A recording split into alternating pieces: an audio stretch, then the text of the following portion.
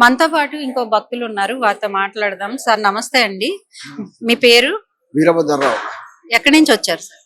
నేను ఇక్కడ బాగలింగంపల్లి నుంచి వచ్చాను. అంటే స్వామివారి ఆలయం ఇది ఎప్పటి నుంచో ఉంది, పాతది.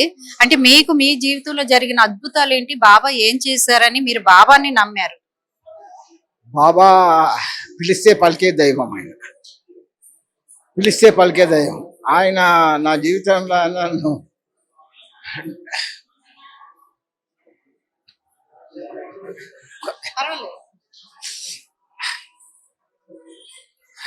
నా జీవితాన్ని మార్చేశాడు. ఆయన లీలలను మనం చెప్పాలి, మాటలతో చెప్పాలి. ఆయన ప్రత్యక్షంగా ఆయన దర్శనం కూడా ఇస్తాడు.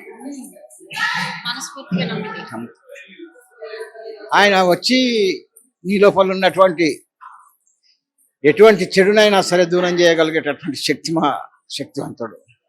చాలా గొప్ప. బాబా గురించి చెప్పాలంటే నాకు నిజంగా కూడా అవుతుంది. ఆయన మామూలు వ్యక్తి కాదు.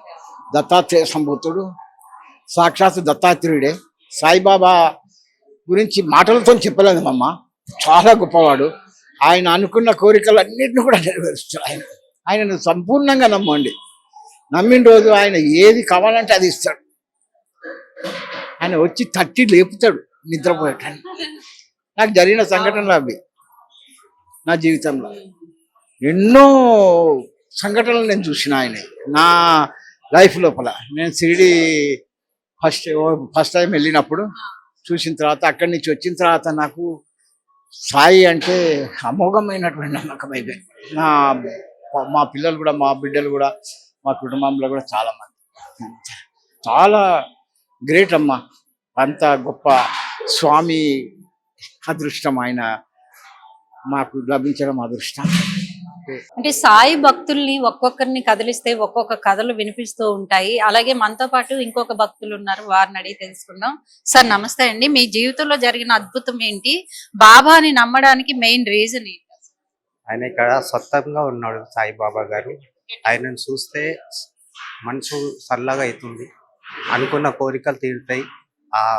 ఆయన రూపం చూడాలని మనిషికి ఒక భావన కలుగుతుంది. ఆ స్వామిని దర్శించాలి, ఎప్పుడు రావాలి. గురువారం నేను ఇక్కడ వస్తుంటా, ఆయన దర్శనం చేసుకుంటా.